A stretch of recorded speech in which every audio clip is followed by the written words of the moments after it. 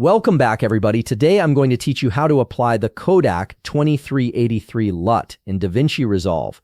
This is a fantastic way to give your footage that classic film look with rich colors and authentic cinematic grading. Let's dive right in. First, you'll want to open your Davinci Resolve application. Once it's launched and you have your project ready, look down at the bottom of your screen where you'll see several tabs. Click on the one labeled Color. This takes you into the color grading workspace where all the magic happens for adjusting your footage's look and feel.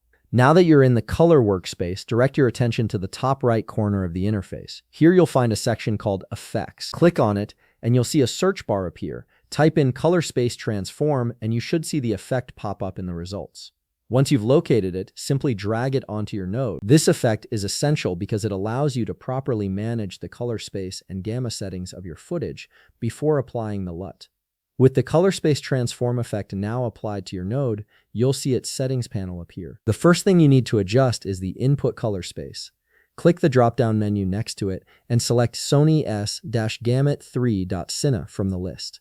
This tells Davinci Resolve what color space your original footage was shot in, ensuring accurate color interpretation. Next, look just below that for input gamma. Click its drop-down menu and choose Sony S-Log3.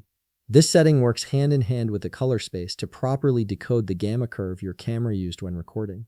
Getting these input settings right is crucial for the LUT to work as intended. Now scroll down to find output color space.